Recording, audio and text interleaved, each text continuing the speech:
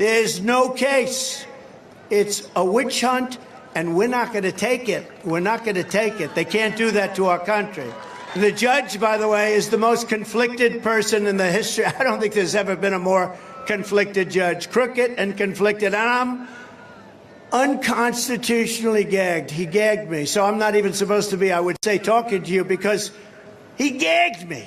And the reason that Judge Juan Merchan gagged Donald Trump is because of Trump's repeated attacks and threats against witnesses, court family members, and jury intimidation tactics in his New York election interference trial.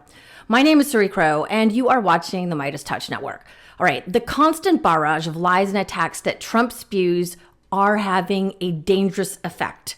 His fans take his incendiary language and then they act on it in some cases. According to a new special report by Reuters, his fans are ratcheting up violent threats against Justice Juan Merchan and others who are overseeing or who are prosecuting Trump's multiple court cases. Reuters documented more than 150 threatening posts that called for violence against judges and prosecutors. And that is just since March 1st of this year, 2024. And that is of grave concern to experts on domestic terrorism. Frank Figliuzzi is a former assistant director of the FBI and one of my personal favorite experts on this topic. He believes this stochastic terrorism will only get worse as Donald Trump feels more cornered. Yeah. Can Trump burn the place down figuratively? Yes. Will he instruct directly or indirectly his crazy followers, some of them, or incite them through stochastic terrorism to commit violence? Sure. Can law enforcement get ahead of that? No. They're doing their best, scrambling within the laws and the parameters to try and monitor known violent extremists. But any notion that the FBI is watching everybody's correspondence is absolutely absurd. Can't do it legally. They can't do it resource-wise. So a small cell, an actor, bad actor here or there, can really do some damage.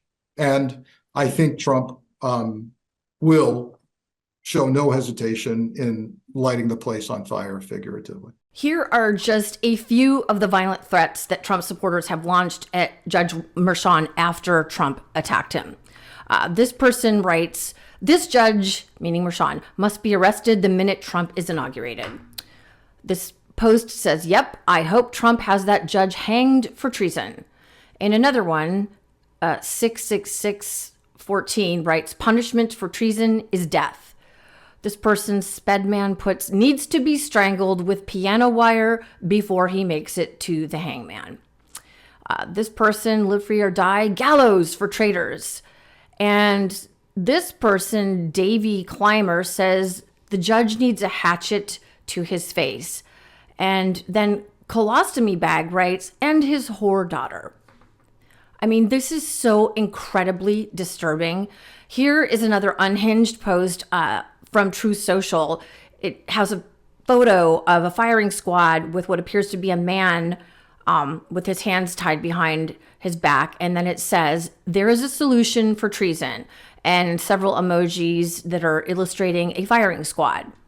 So this is what the MAGA faithful are putting out there. In this report from Reuters, experts on extremism say the constant repetition of threatening or menacing language can normalize the idea of violence and increase the risk of someone carrying it out. Mitch Silber, who is a former New York City Police Department Director of Intelligence Analysis, compares the Trump supporters now calling for violence against judges to the U.S. Capitol rioters who believed they were following Trump's marching orders on January 6th of 2021. Cult members are not rational actors. They are not using logic to make decisions. They are emotionally driven by Trump's words. And he knows this and uses it to his advantage. And he does not care who gets hurt. In fact, with Trump and a lot of the people behind the MAGA movement, the cruelty is the point. And what is more disgusting is the way every single Republican who isn't retiring from Congress or who hasn't left the party completely is bending the knee to this autocrat wannabe, normalizing this violence and insanity. Ted Cruz, Lindsey Graham, former AG Bill Barr, the MAGA Congress, and unsurprisingly, Nikki Haley, who had this to say not so long ago about Donald Trump. It's disgusting. I mean, every bit of it's disgusting. You know, to sit there and mock my husband for not being with me on the presidential trail because he is deployed and serving our country.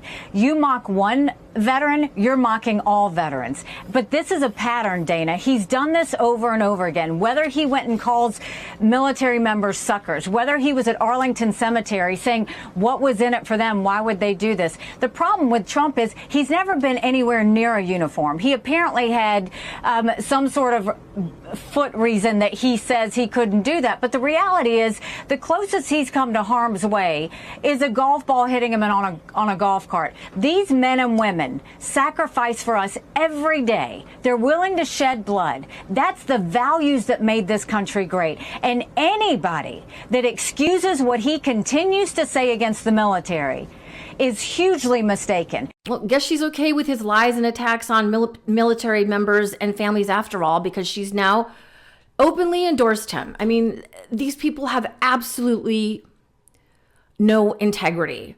Not one of them has the guts to stand up against this MAGA mafia and the dangerous behavior it promotes. Nicole Wallace, who is, in my opinion, one of the best there is when it comes to covering this MAGA madness, is not afraid to speak the truth about the threat that we are facing. That people say privately all the time and not on TV all very often. Something really bad is going to happen. Okay, shit's about to hit the fan in this country. Fox News had to veer away from a lunatic spewing hatred and death threats for Democratic officials in New York because of the migrant caucus. Everyone is on, I don't even know the word. Everyone knows that we're walking into something hideous and no one will do anything. I refuse to believe that nothing can be done. These are people getting their information in part because of the vacuum being created by people with, I don't even know if we call it a spine anymore. That might be an insult to spines. But there are still people out there with followings. He can go out and here's what I want to ask you. When something happens, what do you want to be able to tell your kids and grandkids you did? You good with nothing? You good with, I didn't do anything because I didn't think anyone would listen to me. Trump tweeted something mean about me someday. Because you did something. I tried to do something. Where are all of the Republicans who still have little slivers of a following in the cesspool that is the MAGA base? District Judge Royce Lamberth, who was appointed to the bench by Ronald Reagan, told Reuters that nothing had prepared him for the wave of violent threats he received as he began hearing cases against the Trump supporters who attacked the Capitol on Jan 6, 2021. Calls for his execution cropped up when Judge Lamberth issued a prison sentence for a 69-year-old Idaho woman who pleaded guilty to joining the January 6 riot. The judge then began to receive graphic death threats on his home phone, so people knew where he lived. Judge Lamberth told Reuters he could not believe how many death threats he got. And this is a judge who has overseen cases involving drug cartels and Al-Qaeda. So that should tell you something about the level of threat and violence that some of these MAGA mob members are launching at people just trying to uphold the rule of law. MAGA Republicans in Georgia are so angry that Fulton County prosecutor Fani Willis had the nerve to follow the facts and charge Donald Trump with racketeering felonies that they literally passed a law there to be able to remove her from office. The party of law and order, so-called, is now doing everything it can to destroy the rule of law. Listen to Rachel Maddow on this one. So they did. And in so doing, they created a board with all Republican appointees. It has a brand new power under the laws of the state of Georgia to discipline and remove prosecutors in the middle of their cases. A power they never had before, never wanted before, not before Fani Willis brought a case against Donald Trump. But that was only the start. Led by one of the Republicans who served as a fake elector in Georgia, Republicans in that state then formed a Georgia Senate Special Committee on Investigations. Oh, what investigations are they wanting to do? They are specifically investigating Fani Willis. They formed a new committee just for that purpose. The head of that new committee to investigate Fani Willis went to the Georgia State Republican Convention this weekend to brag about how he's about to subpoena her, to testify under oath and force her to hand over evidence to the Republicans in the Georgia State Senate. A Republican member of Congress from Georgia has filed an ethics complaint against her. The Republican chairman of the House Judiciary Committee in Washington, Republican Congressman Jim Jordan, has opened an investigation of her in Washington as well, and has subpoenaed her, and is now threatening to hold her in contempt of Congress, threatening to put her in jail. And now 2 Republican U.S. senators are jumping in as well. Senators Ron Johnson and Chuck Grassley, just announcing a few days ago that they, too, are going to open a new investigation of this Georgia prosecutor, Fani Willis, this time opening this investigation in the United States Senate.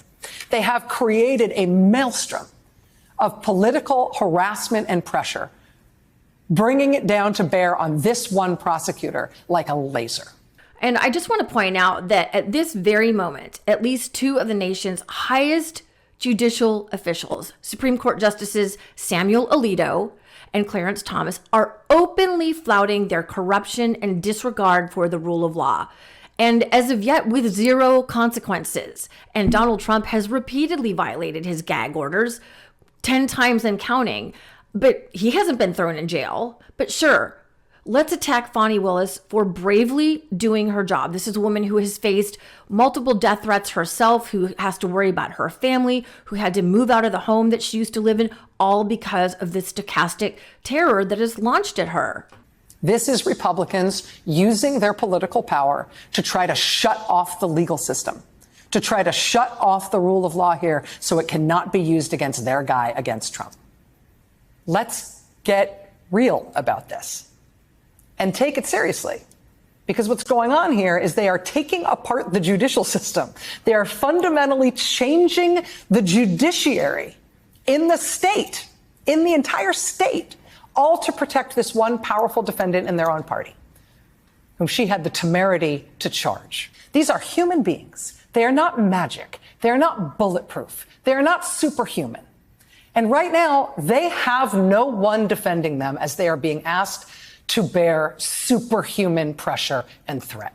And, you know, this is what happens, unfortunately, but when people get complacent and don't pay attention to the machinations that politicians pull, when we just assume that our systems and our institutions will work for us. It's the old frog in the pot analogy. I'm sure you've heard it about a frog who is in a pot of warm water. It feels comfortable, kind of spa-like, but over time, the temperature gradually increases until one day when he looks around and sees that the water is boiling around him, it's too late. And that's where we are. And authoritarians take advantage of this sort of complacency within society and populations. They slowly but surely ebb and tear away at what we know or knew to be the norms until those norms are broken and gone. And they condition their followers that violence is acceptable. And that is where we are right now. And we have got to fight like hell. And I'm not advocating violence. I'm saying we have to really get involved here to get our freedoms and rights back and to protect them moving forward. We just can't sit back and expect other people to do the work. That's not going to happen. I did another breakdown on how authoritarian regimes take root and what red flags to look out for. A lot of people said they found it very helpful. I will put a link in the description below if you'd like to watch that and not only educate yourself, but educate friends and family members, because we really need to pay attention, people. We can't expect other people to do the work. It's us. It's our country, our democracy, and we mustn't take it for granted. My name is Suri Crowe, and you are watching the MeidasTouch Network. Thank you so much for joining me here today, and I do hope to see you back here very soon. Peace. Real quick, Meta just changed their algorithm to suppress political content. Please follow our Instagram at MeidasTouch right now as we head towards 400,000 followers so you don't miss a beat.